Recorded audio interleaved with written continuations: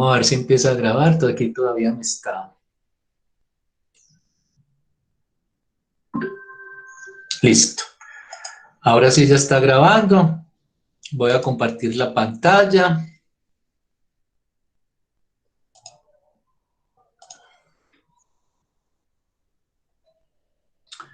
Listo, ya está compartiendo la pantalla. Entonces les decía, vamos a ver esta presentación sobre el tema de el estadio o la fase del espejo.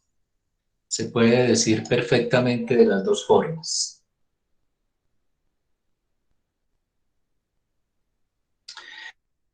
Eh, Aquí recojo en esta presentación los aspectos más importantes del documento que ustedes leyeron. El documento yo sé que es amplio, contenido con relación a muchas cosas, pero vamos a subrayar las más importantes. Entonces empecemos. Entonces ustedes pueden ver aquí a una persona parada frente a un espejo, que es la línea azul, enseguida la presentación nos lo va a indicar, y aquí está su imagen reflejada en el espejo. Bueno, si ustedes recuerdan cuando vimos el complejo de castración,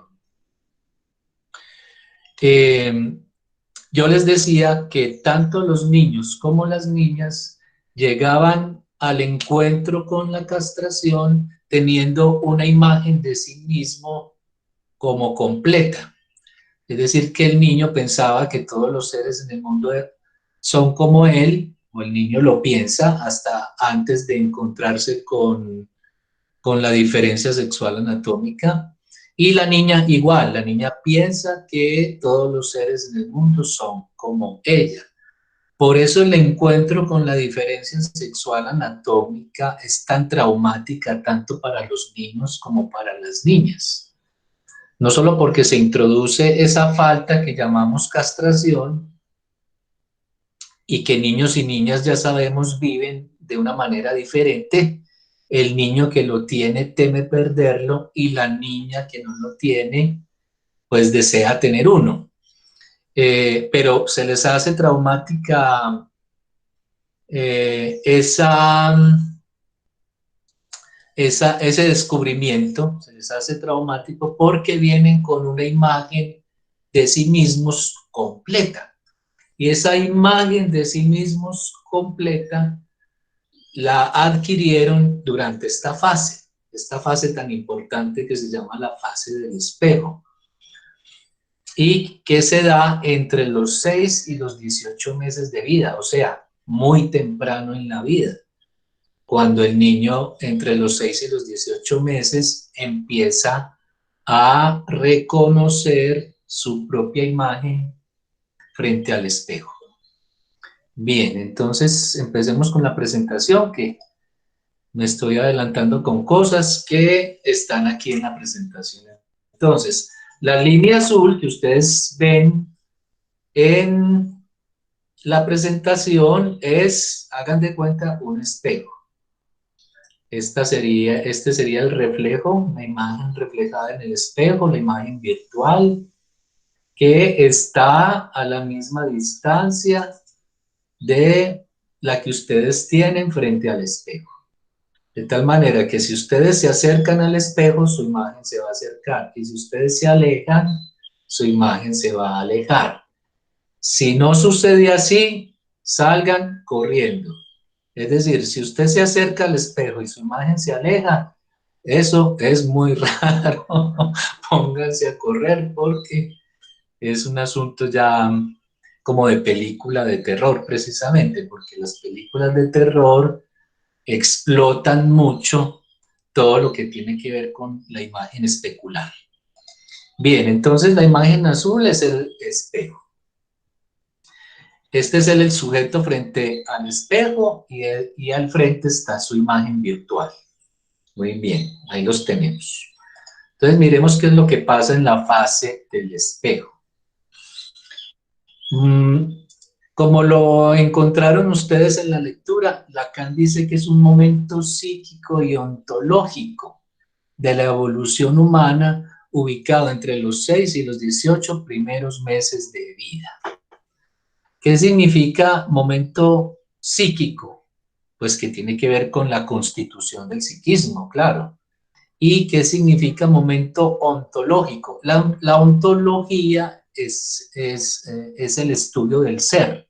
Es una rama de la filosofía dedicada al estudio del ser. Entonces, lo que nos está diciendo aquí Lacan es que con esta identificación que hace el niño de su imagen en el espejo, también se está constituyendo su ser.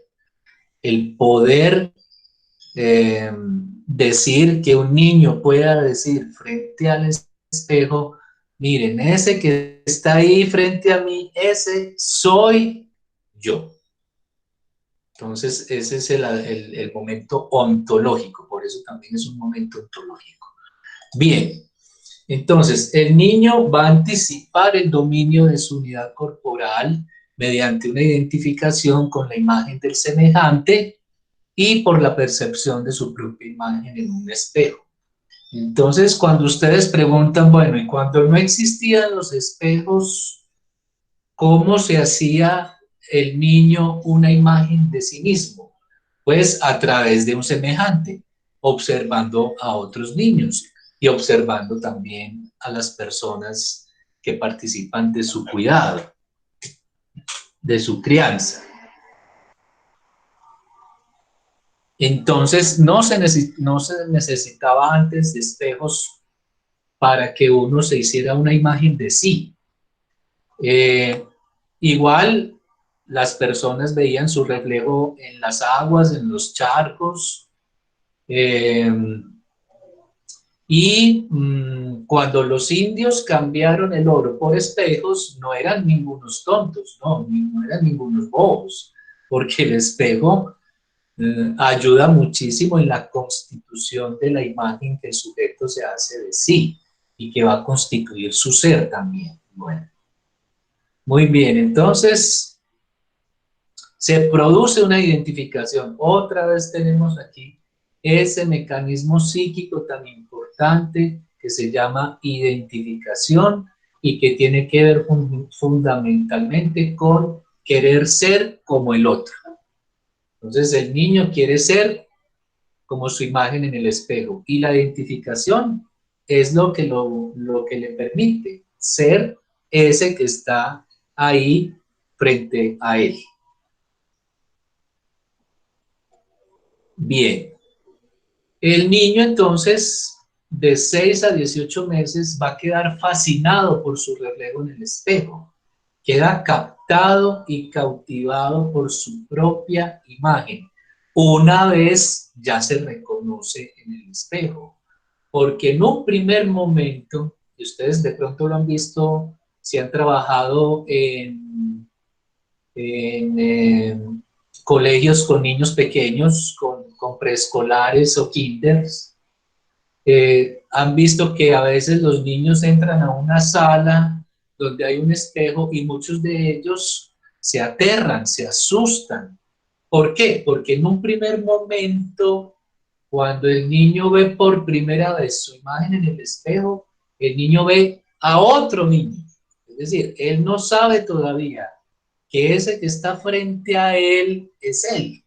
Todavía no se ha identificado con su imagen en el espejo. Entonces, cuando el niño ve a otro niño al frente, que además lo está mirando fijamente, y que si él se acerca, ese otro niño también se le acerca, eso le va a causar al niño angustia. Por eso muchos niños cuando se encuentran por primera vez con el espejo y no están acompañados, aquí la compañía va a ser muy importante, ya vamos a ver por qué, el niño se angustia viendo a ese otro niño mirándolo fijamente y que se le acerca si él se acerca. Entonces eso se le hace ominoso, se le hace extraño, se le hace muy raro y eso le produce angustia, incluso cierto sentimiento de persecución, lo cual también las películas de terror explotan bastante bien cuando hay un otro, un doble, que me está persiguiendo a mí.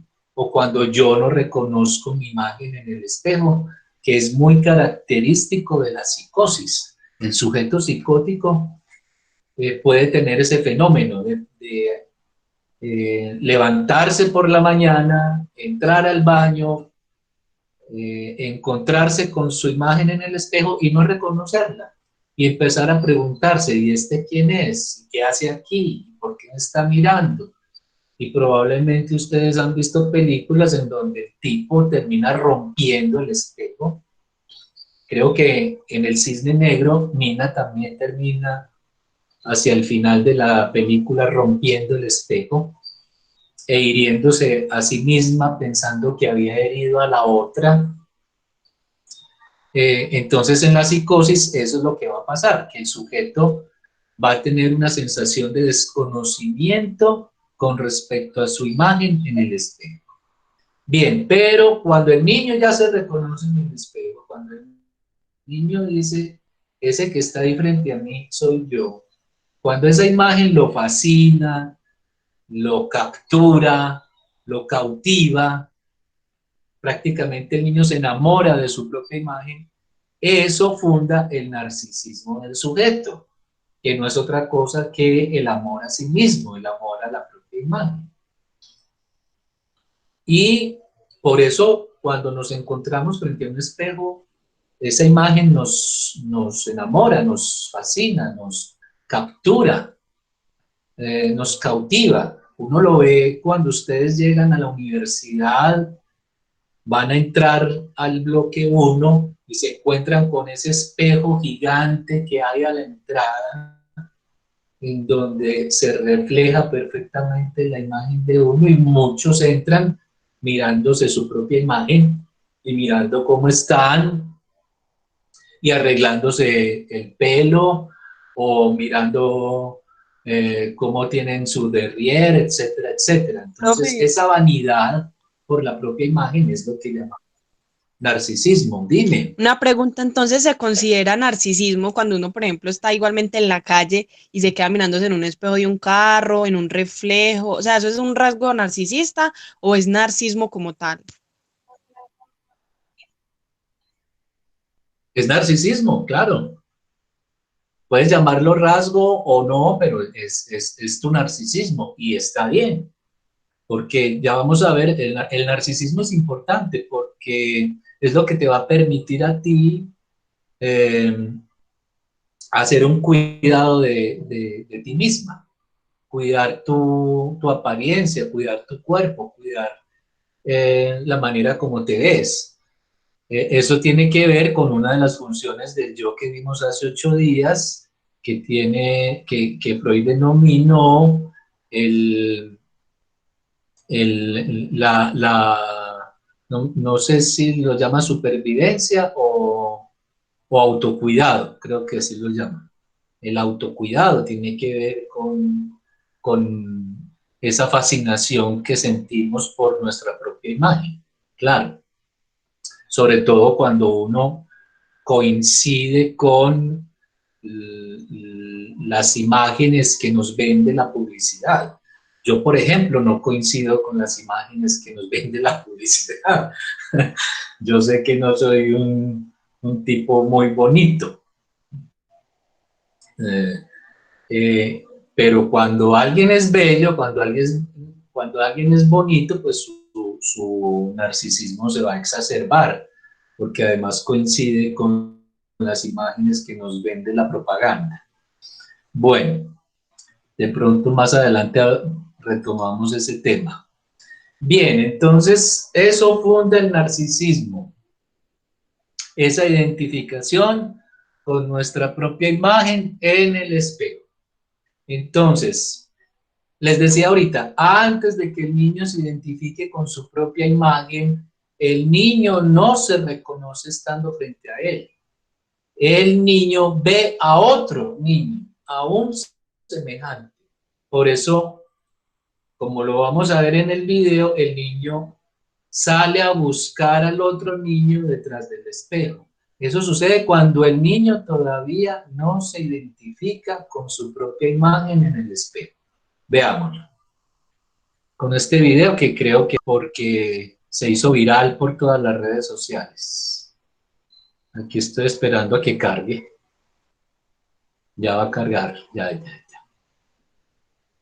Eso.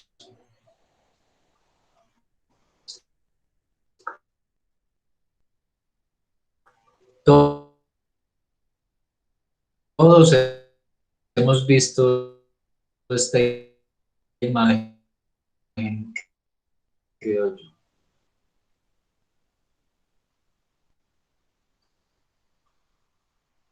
Que nos enseña cómo un niño en un primer momento no se reconoce frente al espejo. Él ve a otro niño. Bueno, tengamos paciencia. Ustedes ya saben cómo es todo esto.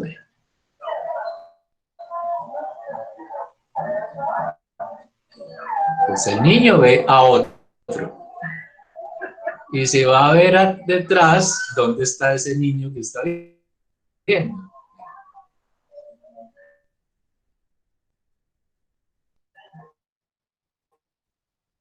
Y se asoma nuevamente.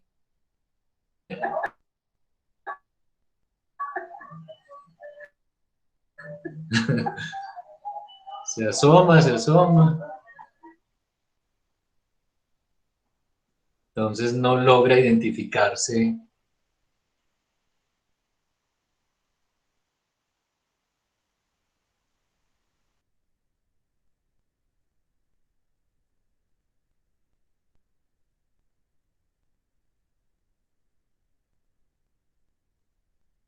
Entonces me voy a adelantar.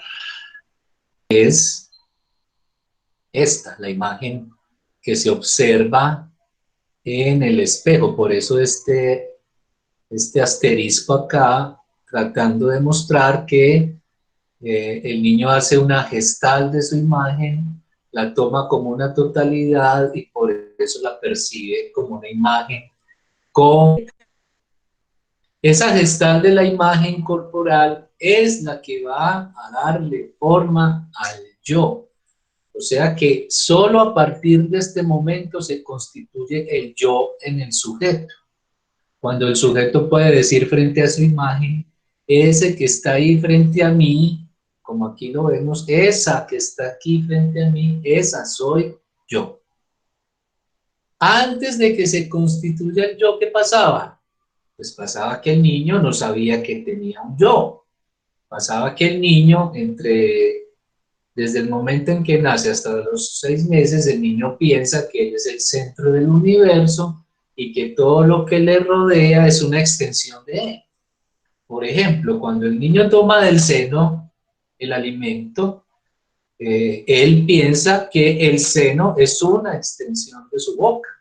Solo cuando se constituye el yo en la fase del espejo, es lo que hace la fase del espejo, constituir el yo por esa identificación con la imagen. Solo cuando se constituye el yo, el niño va a poder diferenciarse del otro. Va a poder decir, ah, vea, mi mamá es otra distinta a mí.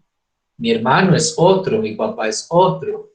Y yo que creía que eran extensiones mías. Porque el niño antes de la constitución del yo más bien se cree el centro del universo. Piensa que todo el universo gira alrededor de él y es una extensión de él.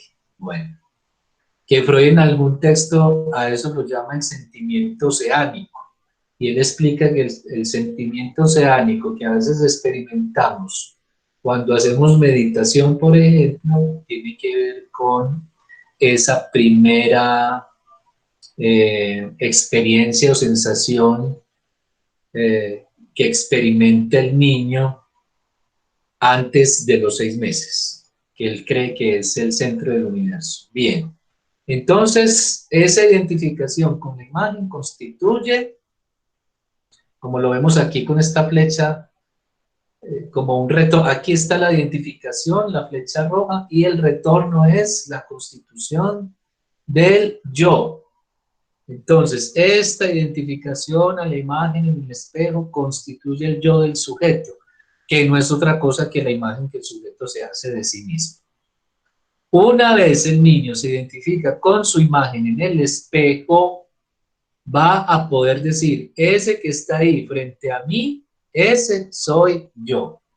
Y también en eso colabora la mamá. Cuando la mamá lleva a su bebé frente a un espejo y le empieza a decir, mira, ese eres tú, ese que está ahí frente a ti, ese eres tú. Entonces es importante también que haya un otro que refrende, que le dé certeza al niño de que en efecto ese que está ahí frente al espejo, ese es él. Bien. Entonces el estadio del espejo demuestra que el yo es producto del desconocimiento e indica el sitio donde el sujeto se aliena a sí mismo. ¿Por qué el yo es producto del desconocimiento? Primero, porque uno no nace con un yo. Eso que llamamos yo se va a constituir por esta identificación con la imagen en el espejo. Y segundo, porque para saber quién soy yo, me tengo que identificar con otro, que es ese otro que se me presenta en el espejo y con el que me tengo que identificar. Entonces, por eso Lacan dice en el texto que ustedes lo leyeron, dice que el yo es producto de un desconocimiento, porque uno no se conoce a sí mismo, sino solo a través de otro, incluso de otros, podríamos decir. Uno solo se conoce a sí mismo a través de la identificación que hacemos con otros. Si no nos identificáramos con otros, pues no sabríamos quiénes somos, no sabríamos quién soy yo, qué es lo que pasa con los animales. Una gallina, por ejemplo, no se identifica con su imagen en el espejo. Si se encuentra con su imagen en el espejo, empieza a picotearla, como lo hacen las palomas, o como lo hacen ciertos animales que agreden la imagen en el espejo, porque no se reconocen. Piensan que es otro, no hay identificación con la imagen en el espejo y por eso la agreden. Entonces los animales no son vanidosos, los animales no constituyen un yo. Una gallina no sabe que es una gallina. Firulais no sabe que es Firulais. Un delfín no sabe que es un delfín. Una ostra no sabe que es una ostra. Un camarón no sabe que es un camarón porque no logran constituir un yo. Así de sencillo. Si algo nos diferencia a nosotros de los animales es que nosotros constituimos un yo por esta identificación con la imagen en el espejo y los animales no. Habría que mirar cómo se comportan los animales domésticos. Pero uno a veces lo que ve es que los perros le ladran a su propia imagen frente al espejo. Pues no se paran frente al espejo a peinarse o a lamerse. No. Eso solo lo hacemos nosotros. Dedican tiempo al espejo. Y casi que les podría preguntar, ¿por qué la mujer es la que más tiempo le dedica al espejo? Y ustedes saben la respuesta. Si ahorita que cuando conversemos, entonces alguien me la va a decir. Bien, entonces, por la vía del reconocimiento, el sujeto llega al conocimiento de sí, constituyéndose el yo, el cual en última instancia es un tipo ilusorio de autoconocimiento. ¿Por qué un tipo ilusorio de autoconocimiento? Porque por la sencilla razón de que uno no se puede conocer a sí mismo. Uno solito no se puede conocer a sí mismo. Tiene que ser a través de otro. Tiene que ser a través de una identificación con otro. Uno solo se conoce a sí mismo cuando se identifica con su propia imagen en el espejo, que en un primer momento es otro distinto a mí. Ya con la identificación, yo ya puedo decir, ese que está ahí frente a mí, ese soy yo. Entonces, por eso decimos que el yo es siempre otro. Yo soy siempre otro, incluso yo soy siempre otros, porque uno termina también identificándose con otros, como lo vimos en el tercer tiempo del Edipo, cuando el niño se identifica con los rasgos de autoridad y de carácter y de personalidad del papá y de la mamá. Entonces, es ese conocimiento imaginario de sí mismo, alienado en el reconocimiento de la propia imagen, porque es una alienación, el otro me aliena. La palabra alienación significa extrañeza, por eso a los extraterrestres les decimos aliens, porque alien significa extraño, ajeno, distinto a mí.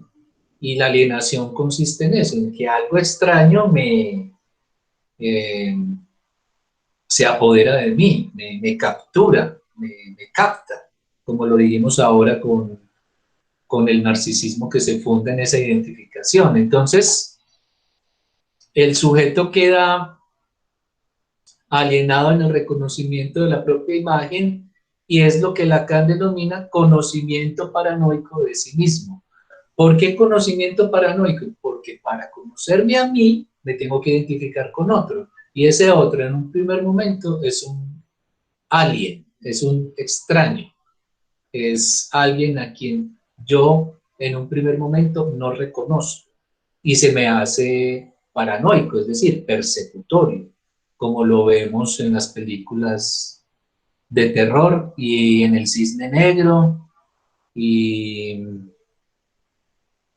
estaba pensando en otra película, pero se me escapó en este momento. Bueno, entonces la clave de este fenómeno que llamamos fase del espejo, la clave de este fenómeno está en el carácter prematuro de la cría humana, que es lo que Lacan llama insuficiencia orgánica de su realidad natural, ya que a los 6 meses el niño carece todavía de coordinación motriz. En efecto, un niño a los 6 meses es torpe, eh, tal vez ha empezado a gatear, al año ya está caminando, pero sigue siendo torpe porque no tiene un control de sus movimientos. Y no tiene un control de sus movimientos porque todavía no ha terminado de madurar su organismo. Hay un estado de prematuración, como lo dice aquí abajo. Ese estado de prematuración en la que se encuentra el niño hace que él perciba su cuerpo como un cuerpo fragmentado, así. Es decir, su cuerpo no le responde como él quisiera, es torpe con sus movimientos. Si corre, se puede caer fácilmente. Si va a coger algo, puede terminar dañando, que es un poco lo que vimos también cuando vimos la fase sadicoanal. El aspecto sádico que tiene que ver con esa pulsión de apoderamiento.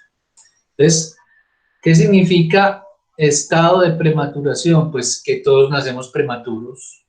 Así nazcamos a los 9 meses, todos nacemos prematuros porque no hemos terminado de madurar neurofisiológicamente hablando. Esa madurez neurofisiológica se alcanza después, casi que a los 2 años o de pronto más. Llamamos a un niño prematuro cuando el niño nace a los 7 meses, por ejemplo, pero la verdad es que todos a los 9 meses nacemos prematuros. Para que un niño nazca maduro, y como sucede con la mayoría de los mamíferos, ustedes lo han visto, que cuando nace, por ejemplo, un elefantico, a los pocos minutos ya está de pie y al ratico ya está corriendo detrás de su mamá, porque nacen maduros neurofisiológicamente hablando, ya su organismo y su cuerpo responden. En cambio, nosotros no, nosotros todos nacemos prematuros, fetalizados. Para que un niño humano nazca maduro, se necesitaría que el embarazo durara mínimo 2 años, que es lo que dura el embarazo de un elefante. ¿Ustedes se imaginan en embarazo durante 2 años? ¿Y cómo sería la barrigota que tendría en el momento de atender el parto? Es que ni podrían levantarse de la cama una vez el niño pese mucho. Y habría que hacer una cesárea porque por dónde va a salir semejante muchachito. Pero si el muchachito naciera a los 2 años, saldría a correr, a caminar por todo el hospital o por toda la casa, claro, porque ya tiene control de sus movimientos. Bueno. Entonces, muy importante esto, como el niño está en ese estado de prematuración, percibe su cuerpo como cuerpo fragmentado. Aquí lo tenemos, fragmentación del cuerpo. Si se acuerdan, cuando vimos las estructuras clínicas y hablamos de la psicosis y hablamos de los fenómenos elementales que se presentan en la psicosis, uno de los fenómenos elementales para el diagnóstico de la estructura psicótica es percibir el cuerpo como cuerpo fragmentado. Entonces, esto es importantísimo. De aquí es de donde viene esa sensación de fragmentación del cuerpo. Bien, una vez el niño se identifica con su imagen y la percibe como completa, esa imagen completa aliena al niño y cubre, tapa,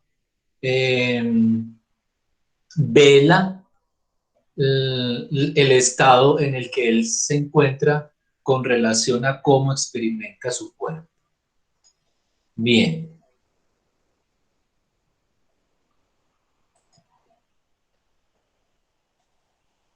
De fragmentación es la que va a impulsar al niño a la identificación con su imagen especular. Identificación que lleva a la constitución del yo del sujeto. Muy bien.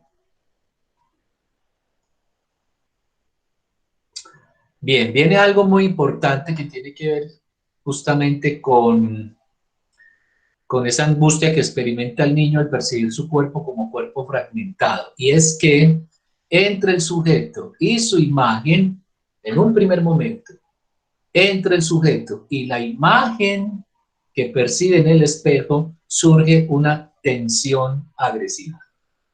¿Por qué?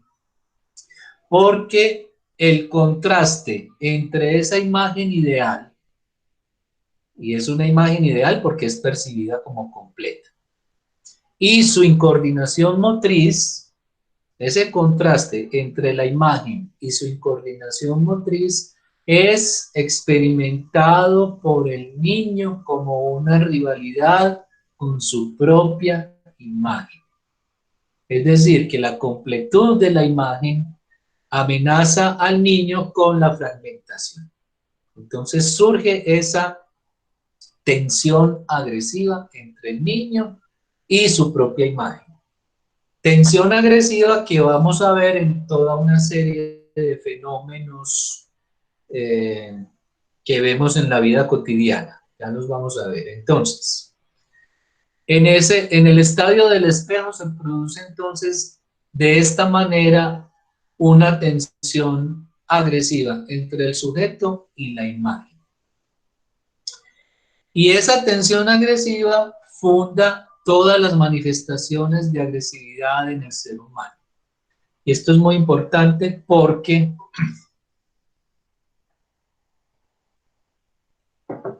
la agresividad en el psicoanálisis se funda aquí, en esa tensión agresiva entre el sujeto y su propia imagen. Eso significa, ojo a lo que voy a decir y por favor lo anotan, lo subrayan y se lo aprenden. Para el psicoanálisis, la agresividad del ser humano no es instintiva. Ya lo habíamos visto y ya habíamos explicado que no hay un instinto agresivo. Entonces, La agresividad no es instintiva, no es genética, no tenemos un gen de la agresividad, no es por la química del cerebro, ni por el tamaño o la forma del cerebro. Hay teorías biologicistas que piensan que la agresividad del ser humano responde a ese cerebro primitivo que todos tenemos aquí adentro, ese cerebro reptiliano. Entonces hay teorías que dicen que ese cerebro reptiliano que tenemos aquí, primitivo, es la causa de la agresividad en nosotros. El psicoanálisis dice no.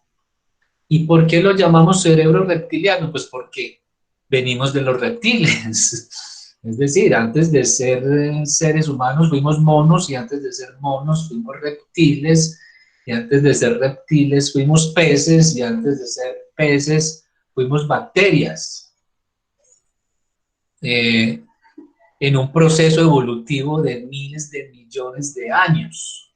Entonces, por eso se le llama cerebro reptiliano. Y los biólogos piensan que de ahí viene la agresividad. El psicoanálisis dice no. Repito, para el psicoanálisis la agresividad del ser humano no es instintiva, no es genética, no es del cerebro, no es, me falta una cosa, no es hormonal, tampoco.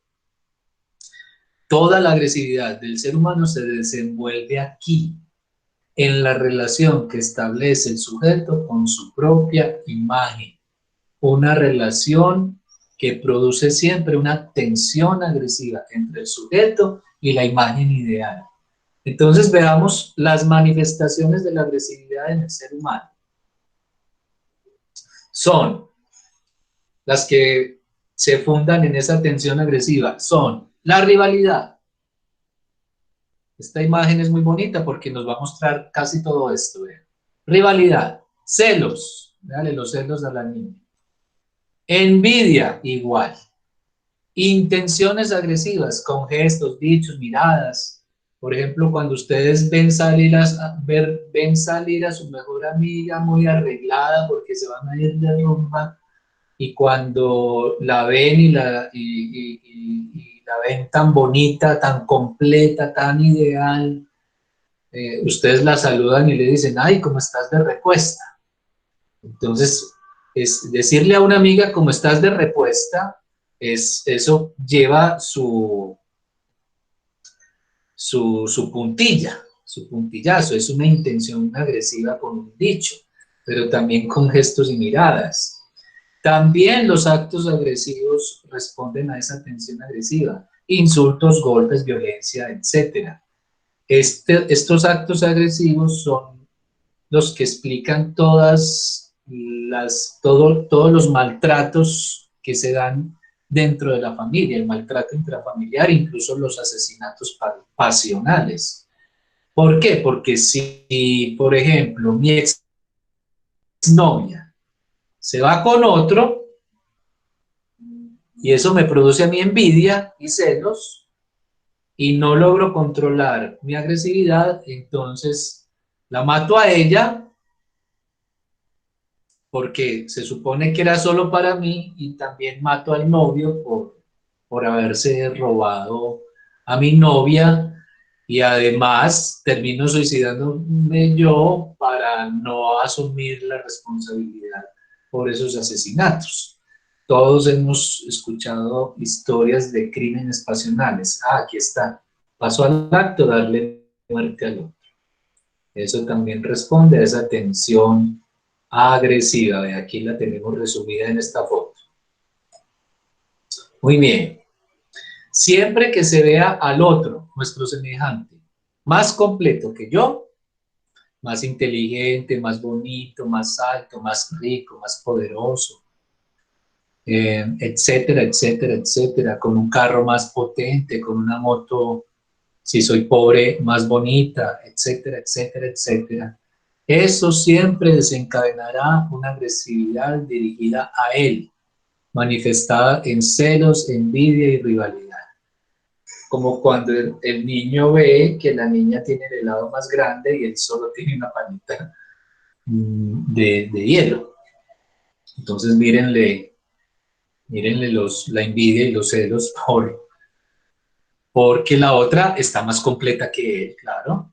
El tener el helado más grande la hace ver más completa. Igual cuando vemos al otro más rico, o más bonito, o más inteligente, inmediatamente se desencadena esa rivalidad, esa tensión agresiva. Las personas que trabajan en oficinas lo saben, que no falta la rivalidad con uno de nuestros semejantes. Y Profe, resulta que la persona con la que más rivalizamos es la persona que más se parece a mí. Dime, una pregunta. ¿qué me iban a Esta decir? tensión agresiva también se puede sentir, digamos, cuando la niña ve que también, que el niño tiene pene y ella no. Ah, sí, claro, ahí también se va a generar una envidia por parte de la niña, lo que Freud llamó envidia del pene, precisamente, claro, y se va a generar una rivalidad con el otro. Claro que sí, exactamente, ese es otro ejemplo. Bien, entonces, es por eso que rivalizamos con aquel que más se asemeja, que más se parece a nosotros. Casi siempre nuestra rival o nuestros rivales son los que más se parecen a mí. Si los veo más completos que yo, inmediatamente se genera esa tensión agresiva. Ve, aquí lo vemos claramente. ¿Estas quiénes serán? Isabela y Luisa Fernanda. Ve, ahí está. Bueno, muy bien. Porque en los grupos también uno ve esa rivalidad entre las mujeres y entre algunos hombres. Muy bien. Entonces esta es la presentación. Y entonces pasemos a todas las preguntas que tengan. Muy bien. Entonces,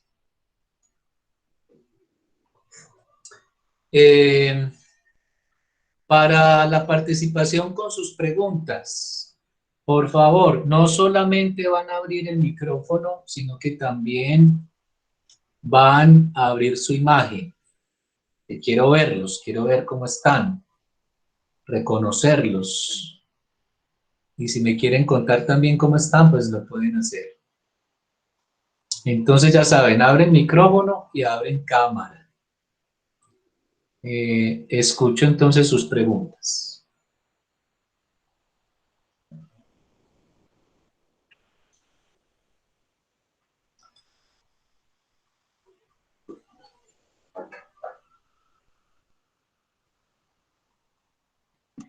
Profe, se puede de cualquier tema. Sí, ¿por qué no? ¿En qué estás pensando? Bueno, ahí perdone mi despeluque. Es que yo tenía una pregunta, bueno, y yo estoy muy bien, gracias, profe.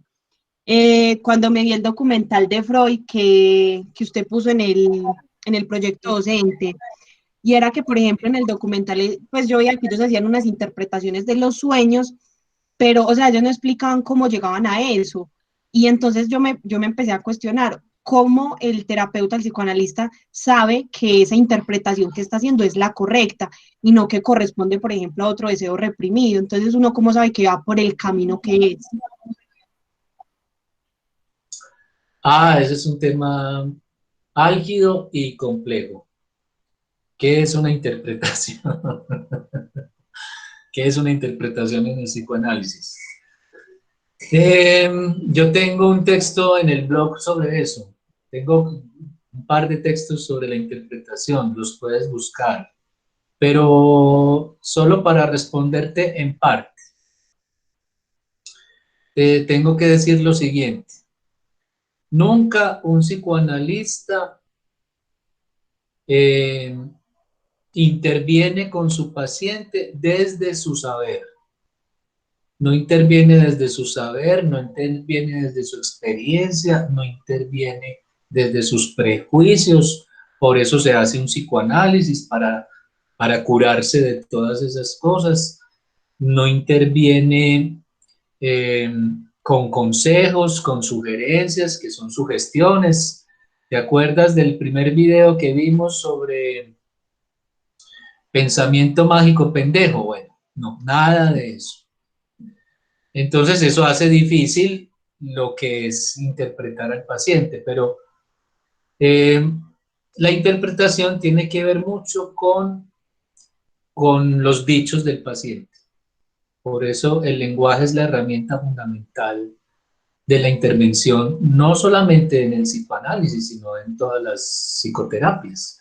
Pero, por ejemplo, lo que uno ve en muchas psicoterapias es que el psicólogo da recomendaciones, da consejos, pone tareas, hace sugerencias desde su subjetividad. En el psicoanálisis, la subjetividad del psicoanalista está borrada, está afuera del consultorio. Por eso la escucha clínica es tan importante, porque de lo que se trata es no tanto de lo que piensa o siente o cree el psicoanalista, sino sobre todo de lo que el paciente dice, de los dichos del paciente. Casi que lo que hace el psicoanalista al intervenir es ponerle la puntuación a las palabras del paciente. Porque tú sabes que la puntuación es muy importante. Poner una coma o quitarla, o poner una tilde o quitarla, puede cambiar completamente el sentido de las cosas. Y el psicoanalista hace un poco eso. Es como irle haciendo una corrección de estilo en el lenguaje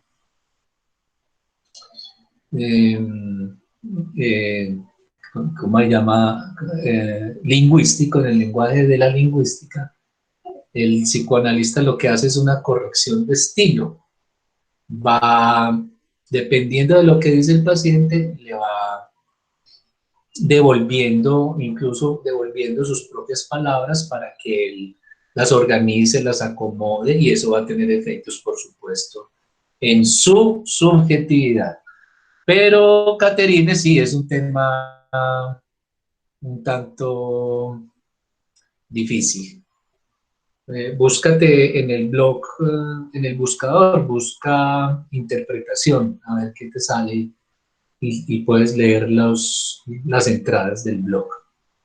Bien. ¿Alguien más tiene una pregunta? Profe, denme un segundo, yo prendo la cámara. Ya. Por aquí hay intervenciones en el chat, enseguida las miro.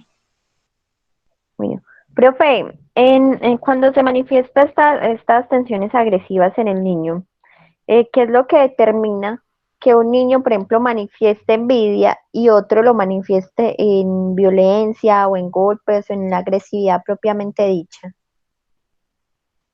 Muy buena pregunta. Porque casi que la respuesta natural o esperada es la agresividad del niño. Y lo vemos en los bebés, en el niño que vimos ahí frente al espejo.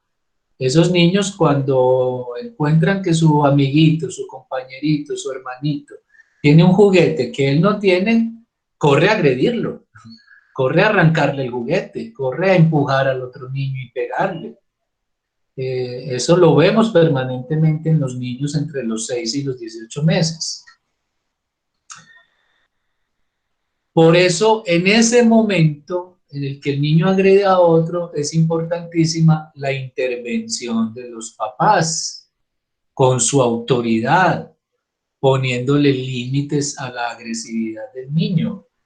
Porque casi que podríamos decir que la respuesta más natural, más constitutiva del ser humano es ir y agredir al otro, que además es lo que vemos permanentemente en la vida real, cómo la gente se agrede. ¿Por qué son los vecinos los que causan riñas? Precisamente porque es mi semejante, es el más parecido a mí, el vecino, y nos peleamos por por la chocolatada que estamos haciendo, o por la mujer que estamos seduciendo, o porque a uno le sirvieron más frijoles que a mí,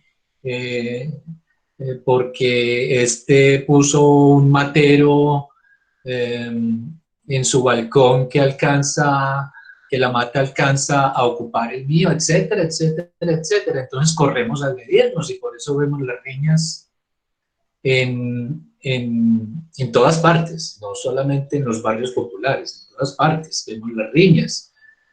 Sacan el machete, sacan la navaja, sacan la pistola y empezamos a matarnos.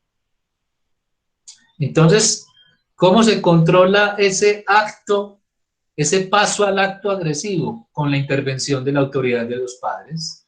Los padres tienen que intervenir para ponerle límite a esas conductas indeseadas de los niños. Tienen que intervenir castigándolos, tienen que intervenir poniéndole límites, claro, a ese comportamiento agresivo. Porque si no se le pusieran límites, pues la humanidad toda sería un poco como las riñas en los barrios, es decir, nos estaríamos matando por cualquier cosa, porque el otro tiene más, porque el otro me miró raro, que además hay gente que ha matado por eso, porque el otro me miró raro, porque el otro tiene una mujer más bonita, porque el otro tiene más plata, porque el otro me desencadena celos, envidia y rivalidad. Entonces el mundo sería absolutamente caótico. Por eso es muy importante la intervención de los padres en el momento en que el niño empieza a manifestar toda su agresividad. A ver, voy a mirar el chat porque por aquí...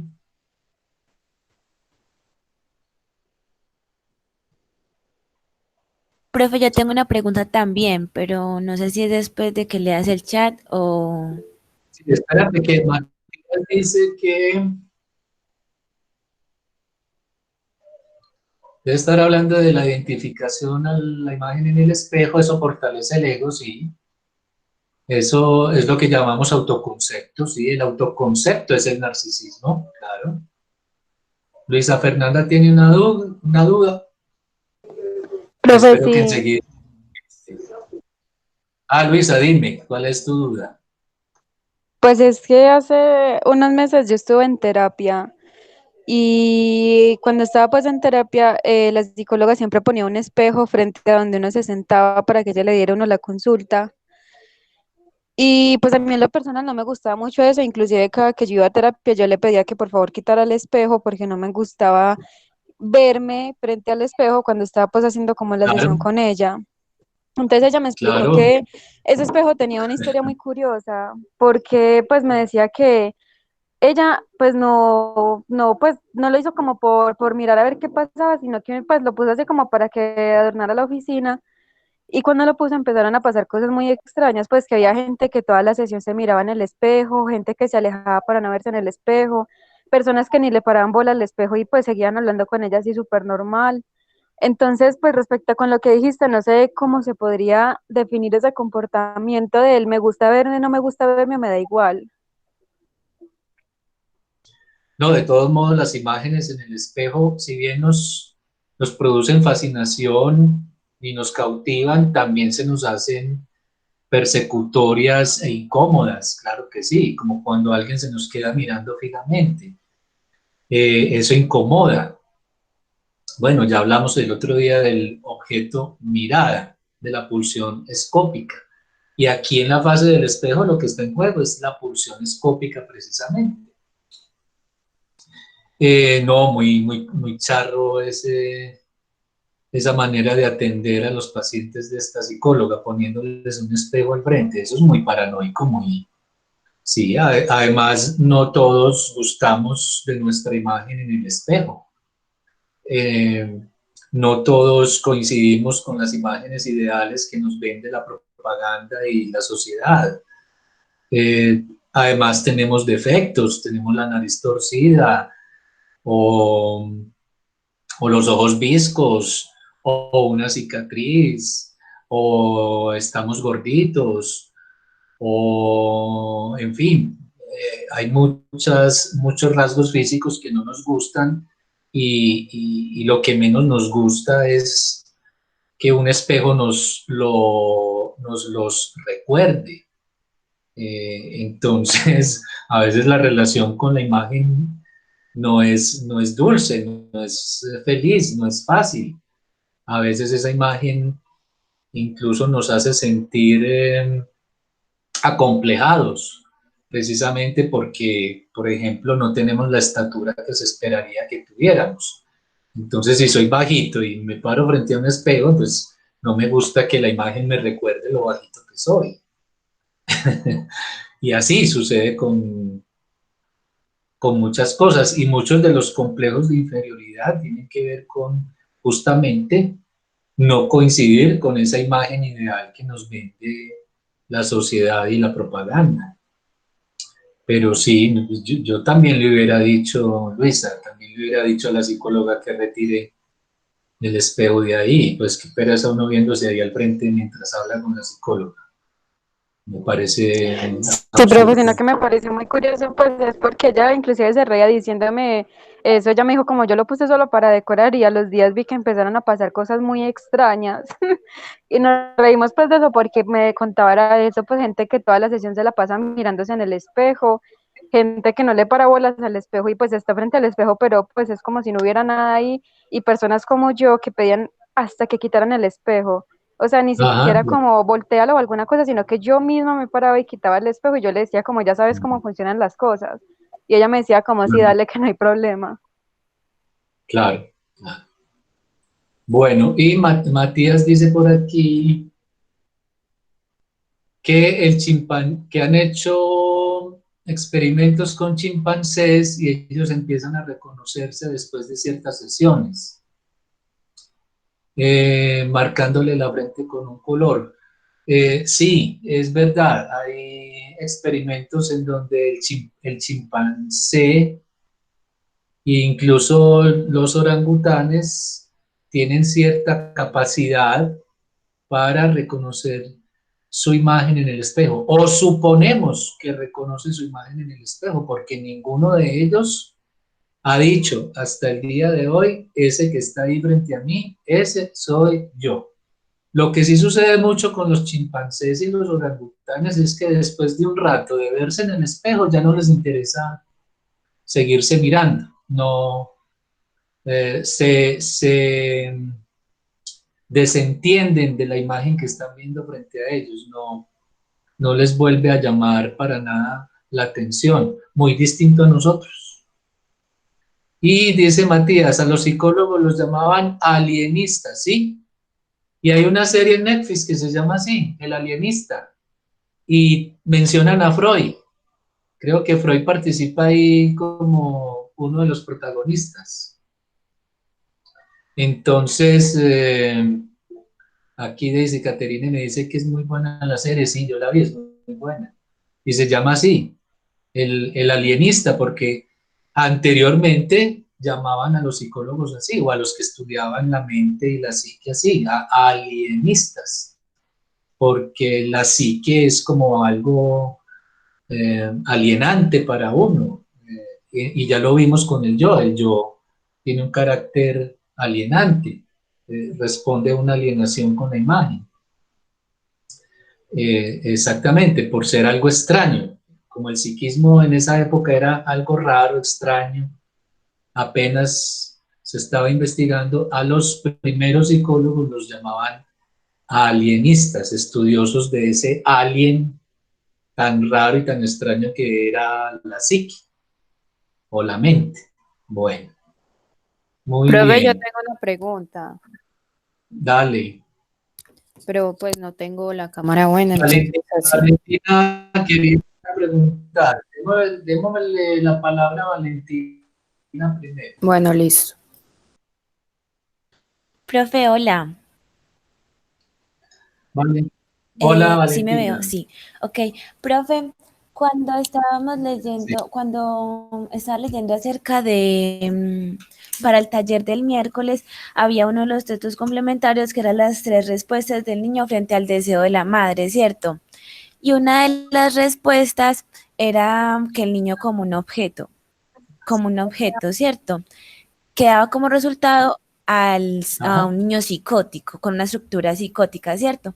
Entonces mi pregunta es sobre el mecanismo de ellos, que es la forclusión, porque decían que hacía una ruptura del armazón del sujeto, entonces ahí quedé como confundida, no tengo bien ese concepto claro. Gracias. Sí, Valentina. Dentro de 8 días vamos a hablar de los mecanismos que están en juego en las estructuras clínicas, incluida la forclusión. Entonces, yo quiero que te esperes hasta dentro de 8 días y les voy a enviar unas lecturas del blog sobre eso y hablamos específicamente de la forclusión, que es el mecanismo que se pone en juego en la psicosis. Listo, Valentina, ten paciencia y hablamos. Listo, por aquí me dice que bueno. Y ahora sí, Isabela. Profe, es que, pues, como sabemos que el aparato psíquico está conformado por el consciente, el preconsciente y el inconsciente, pero esta Ujú. semana, o pues a lo largo de la vida, he escuchado como que varias gente menciona el subconsciente, entonces quería saber si eso es como un concepto mal mencionado, mal dicho, o qué es eso. Sí, tú lo has dicho. Es un, Es una manera de referirse al inconsciente y se volvió muy popular dentro de la psicología americana, que sobre todo la psicología del yo y la psicología dinámica que se derivó del psicoanálisis, que empezaron a llamar al inconsciente subconsciente, como para ponerlo por debajo del yo y hacer más énfasis en el yo, cosa que no le gustó a Freud, porque si algo nos enseña Freud es que el que manda en uno es el inconsciente, que esa otra escena que llamamos el inconsciente es la que nos determina radicalmente en lo que pensamos, lo que decimos, las decisiones que tomamos, los objetos que elegimos, etcétera, etcétera. Entonces, nada de subconsciente, sino de inconsciente, pero sí, utilizan mucho esa palabra los psicólogos y psicoanalistas gringos. Bueno, profe, gracias. Bueno. ¿Y quién pidió la palabra? No están prendiendo la cámara.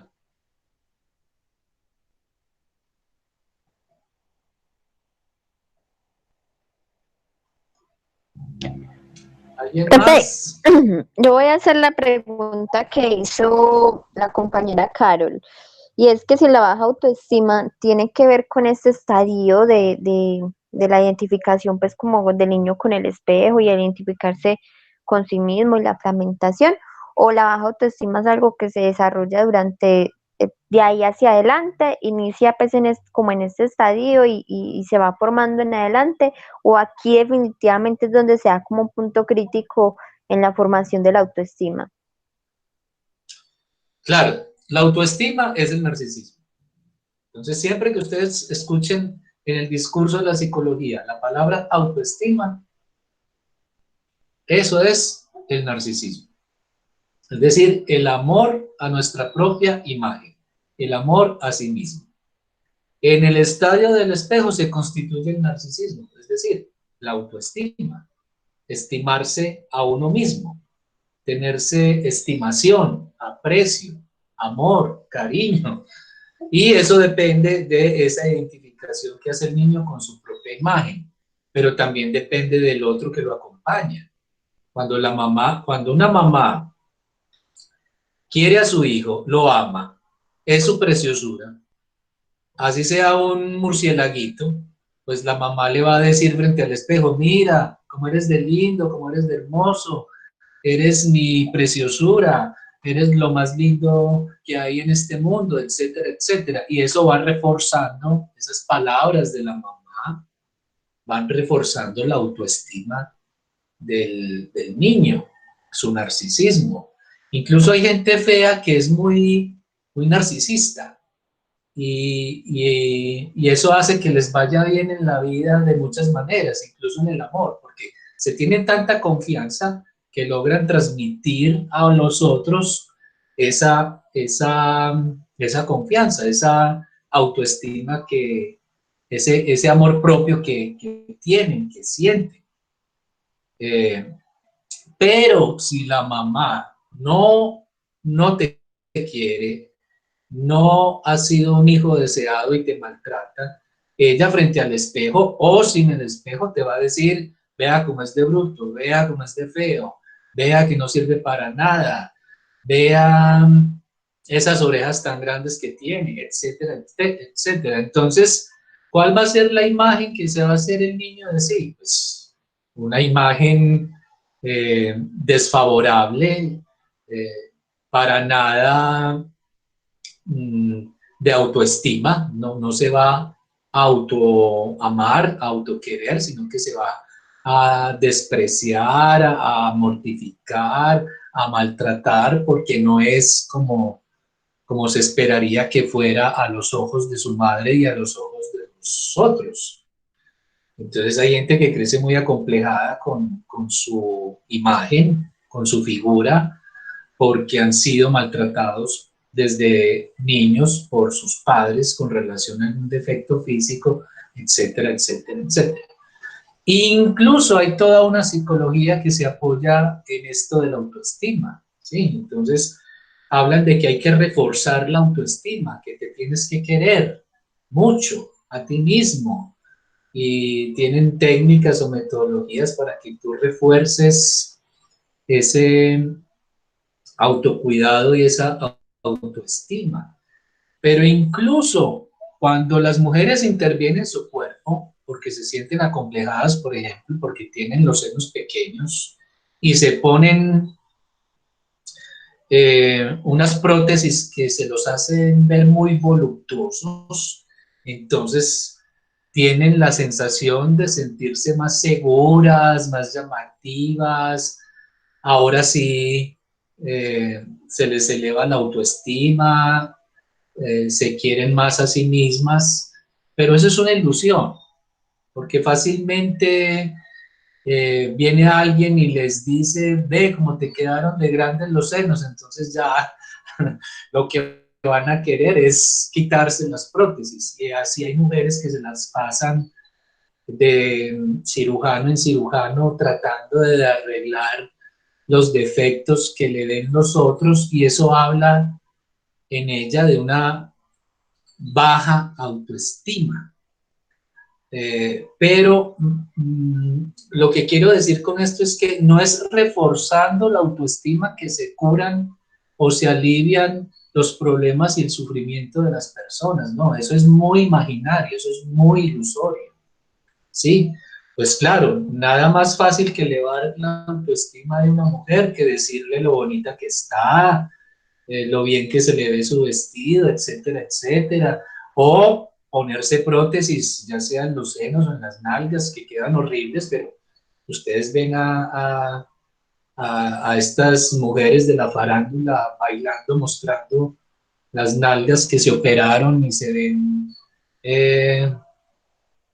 monstruosas, y aún así pues siguen exhibiendo sus nalgotas que no son sino silicona, y piensan que así se ven mejor, y en efecto su autoestima se eleva si sienten que están respondiendo a la imagen que nos vende la publicidad y la sociedad. Entonces, pero el camino no es por ahí. Cuando alguien tiene baja autoestima, no es arreglándole la imagen, maquillándolo, haciéndolo ver más bonito o poniéndole prótesis, que su autoestima se va a elevar. Pues sí, se va a elevar, pero eso es una ilusión, eso puede acabar en cualquier momento.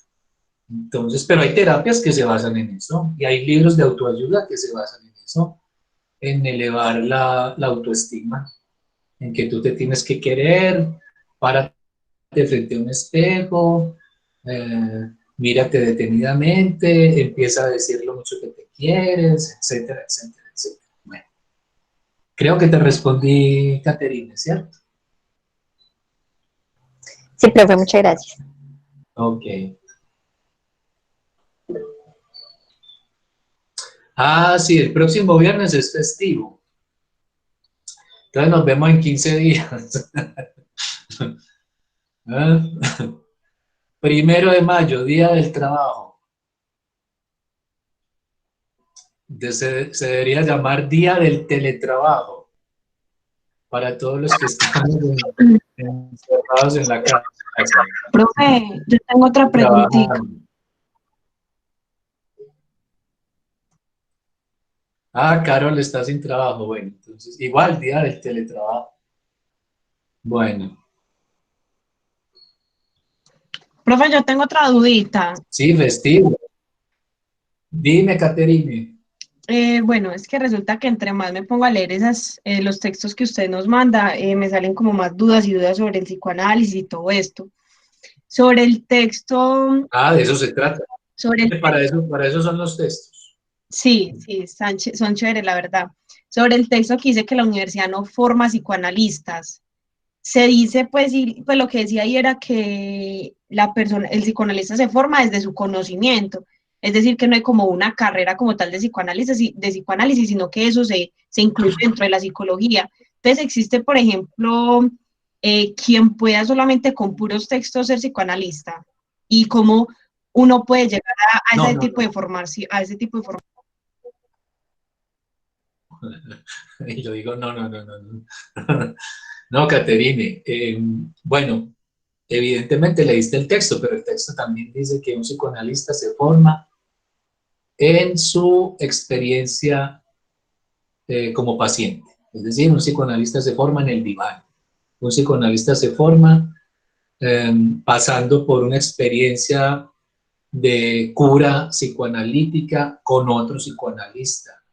Y eso dura años, eso puede ser largo. Entonces, primero sí, aquí dice David, primero la terapia.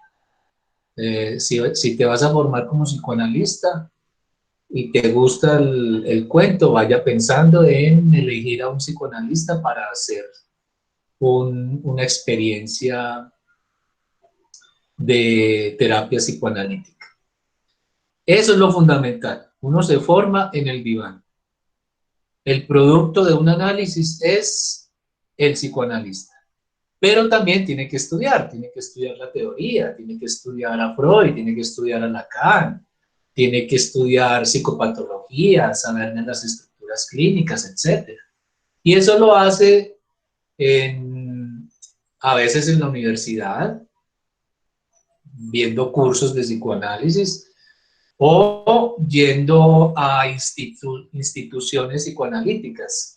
Aquí en Medellín tenemos dos instituciones que son referentes muy importantes para estudiar la teoría psicoanalítica. Una de ellas se llama Nueva Escuela Lacaniana, la pueden buscar en internet.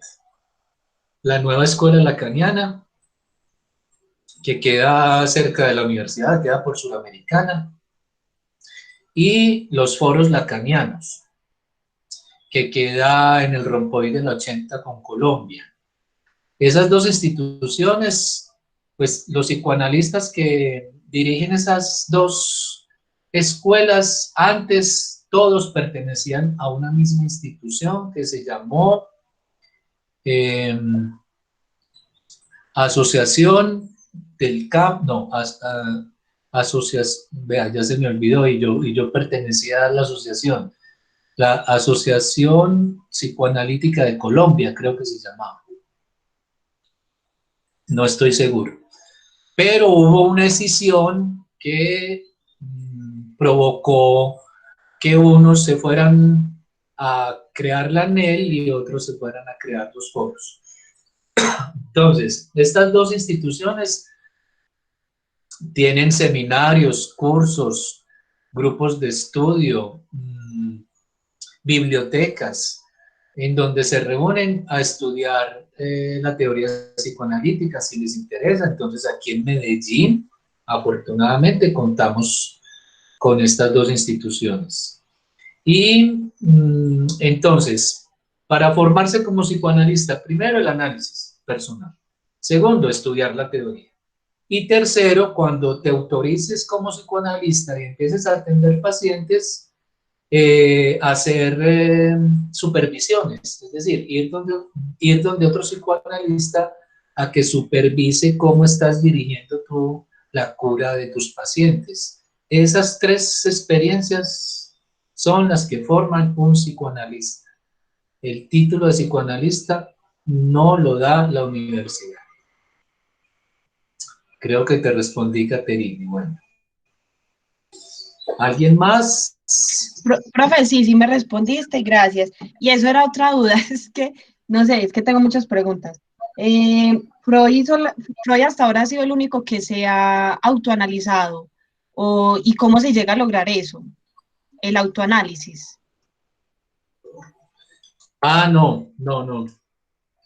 No, el autoanálisis no existe, eso no se puede, es imposible. Primero porque uno se engaña muy fácilmente a sí mismo. Hay que ver, por ejemplo, cuando uno está enamorado y la otra persona le dice cuidado con esa persona, que no te conviene, te va a hacer daño, y uno no escucha esas palabras y se echa el cuentico de que no quiere mucho, que está muy bien, que es el amor de su vida, y después termina estrellándose. Entonces, ese yo que acabamos de ver, que se constituye por una identificación con la imagen en el espejo, en una alienación con esa imagen, se autoengaña fácilmente, muy fácilmente. Mira, por ejemplo, las que se ponen prótesis, que piensan que por verse más voluptuosas se van a ver más bonitas, y no, terminan horrendas, por ejemplo. Bueno, ¿qué te iba a decir? Se me fue el hilo. No sé si me lo recuerdas, Caterine. Ah, no, que no hay autoanálisis, claro que no. Incluso Freud se hizo su análisis escribiéndole a un médico con el que tenía una transferencia, y a ese médico le enviaba los sueños que él interpretaba. Y en esa correspondencia con el otro, casi que uno podría decir que Freud se psicoanalizó. Entonces, autoanálisis no. Tampoco sirve irse a hablar bueno, depende, pero hablar con la almohada, sí, puede eventualmente servir, pero eso no es análisis. Bueno, niños, siendo las 3:30, ¿sí? ¿Alguien más? Profe, Dime, Estefanía.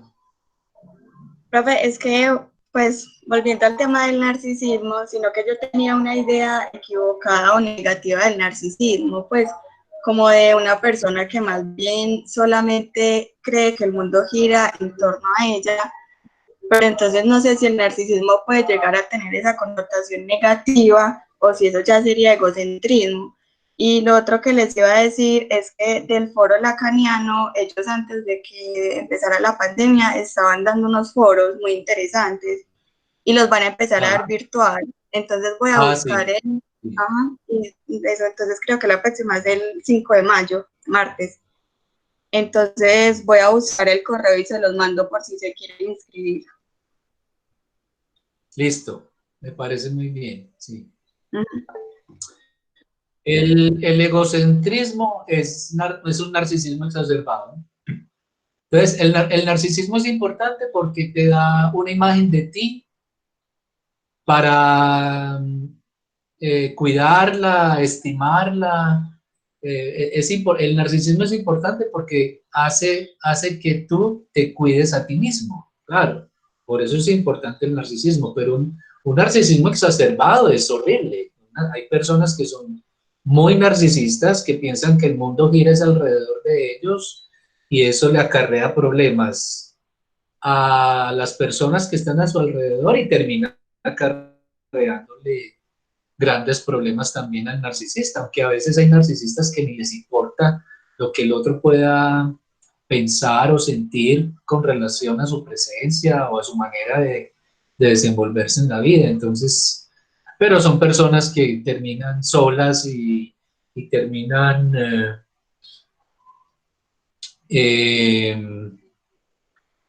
eventualmente en una posición muy infatuada, muy fastidiosa.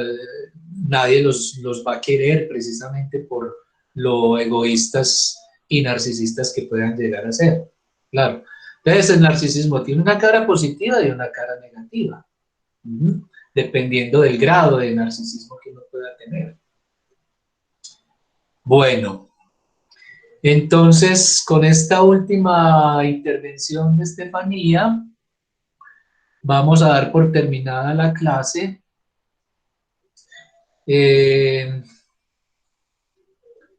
Y nos estaríamos viendo en el grupo operativo el miércoles, claro, y el viernes, en efecto, por aquí alguien se estaba riendo, es que, ¿festivo? ¿Cómo así que festivo? Sí, sí, el 1 de mayo se celebra el Día del Trabajo, eh, sobre todo el Día de los Derechos de los Trabajadores. Ojalá leyeran un poquito sobre cómo se constituyó ese día y por aquí ya Estefanía ya puso el correo de los foros en el chat y la clase entonces la tendríamos dentro de 15 días. Niños, por favor, se cuidan, sigan encerraditos, no den papaya, todavía vienen cosas muy difíciles de muchas maneras. El lunes empieza mucha gente a trabajar y eso no va a ayudar para nada en la contención del virus. Entonces, por favor, a cuidarse. Muchas gracias por su asistencia y atención. Gracias, profe, igualmente que esté bien. Que estén muy bien. Profe, muchas gracias, hasta luego. Hasta luego, con mucho gusto. Chao, chao, chao.